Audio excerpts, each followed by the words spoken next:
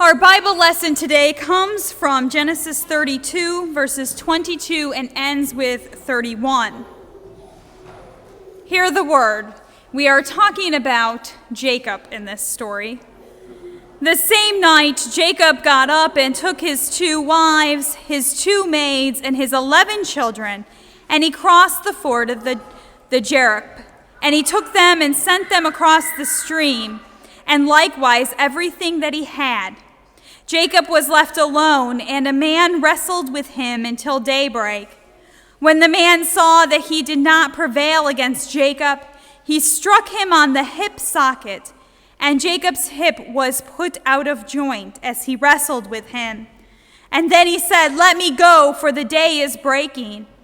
But Jacob said, "I will not let you go unless you bless me." So he said, "What is your name?" And Jacob said, "Jacob." And then the man said, "You shall no longer be called Jacob, but Israel, for you have striven with God and with humans and have prevailed." Then Jacob asked him, "Please tell me what your name is." But he said, "Why is it that you ask my name?" And there he blessed him. The word of the Lord. This is a very interesting reading. We find Jacob at a time in his life where he had, in his past, done a lot of bad things. He stole his brother's right to inheritance by tricking his dying father that he himself was Esau. But then he ran away from home. And in this passage, we find him coming back. He's returning. Our next story, we see him coming face to face with Esau. But on this night, Jacob is at a fork in the road, if you will. He's here, but he doesn't know what's to happen the next morning. We come to the conclusion that he's hoping for reconciliation. Why else would he be returning home? But he doesn't know how he's going to be received by his brother. And here he finds himself on the bank of the river, alone. Perhaps he asked his family or moved his family across the river so that he could have some alone time.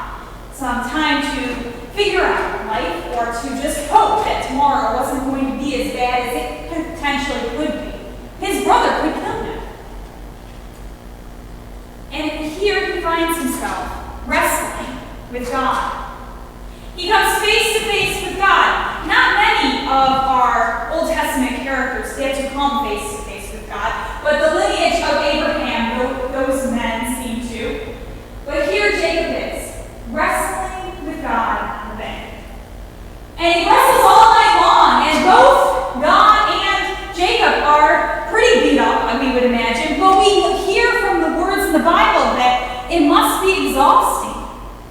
And yet Jacob doesn't give up. He continues on this fight, to the point that God even says, "Come on, just give in to me, you're never going to win."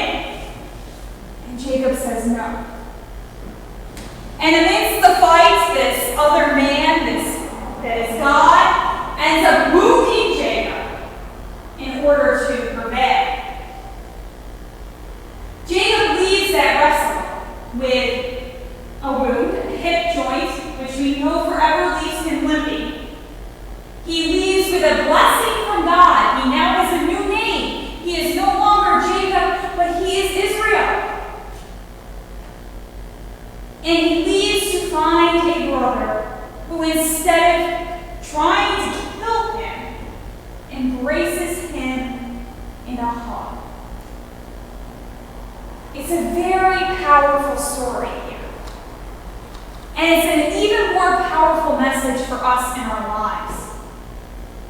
Most of our life, we have all had 1, maybe 2, maybe 10 moments where we struggle with God. When we ask the questions, why? Why is what is going on in my life happening to me? Why am I suffering with whatever? Or why is it happening to those I love?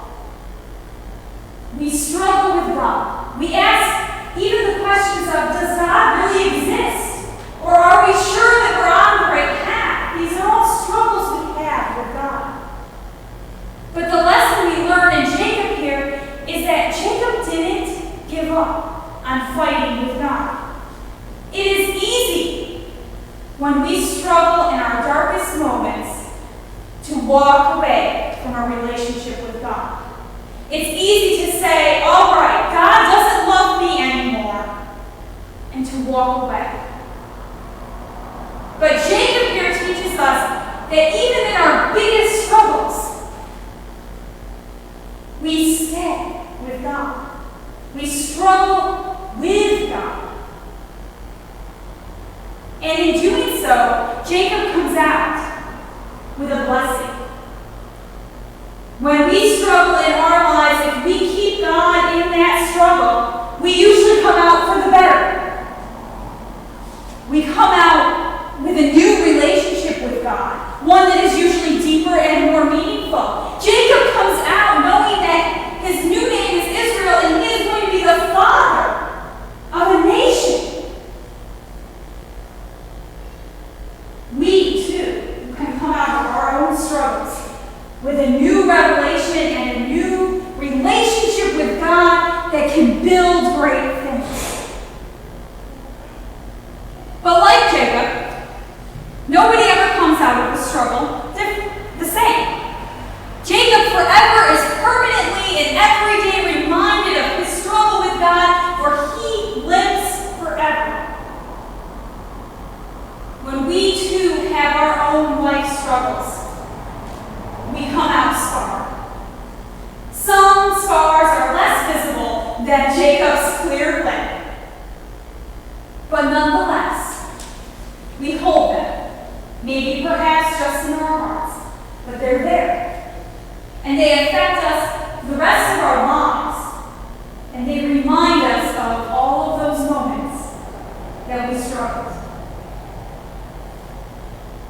Jacob does not, we never hear Jacob lamenting of his limp. And often we shamefully hide our scars, or shamefully hide what has happened in our past. We hide our struggles with God from each other. And yet it is those moments that not only make us who we are today, but it is those moments that have made our relationship with God, that have created our love for God, our understanding of forgiveness, and more importantly, our understanding of grace. It is those moments that we should be proud of. And it is those moments that we should pass on to others. In our own faith, especially in the Presbyterian Church, we don't like to share stories or faith with each other, and we certainly don't like to share it with others. But if we want our Presbyterian Church to continue to thrive and to live, we have to begin to be more vocal. And we don't have to tell people every story of the Bible. We don't have to know the Bible perfectly, because that is not what most of us are seeking.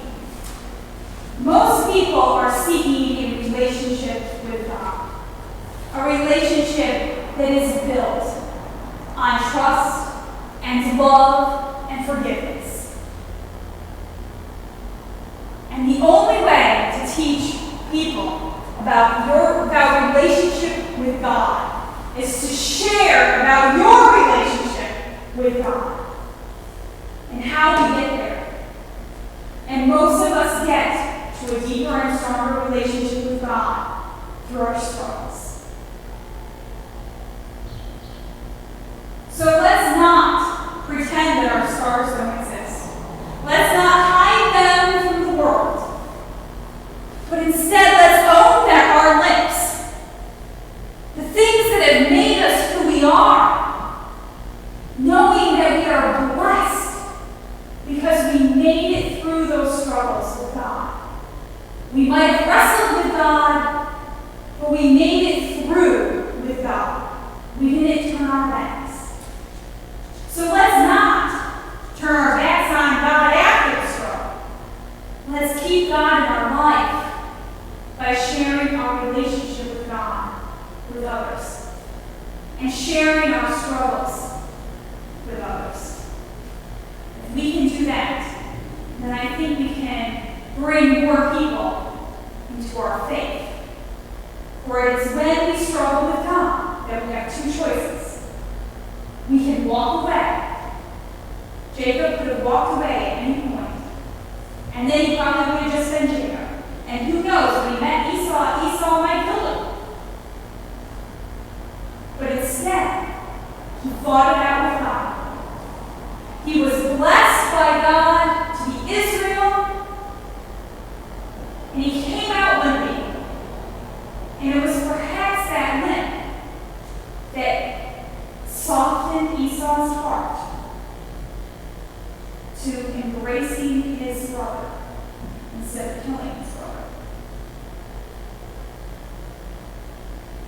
As we depart and think about our lives this week, if we're in the midst of struggling with God, then I say keep on going. Let Jacob be your guide, that you can struggle with God and you can make it through.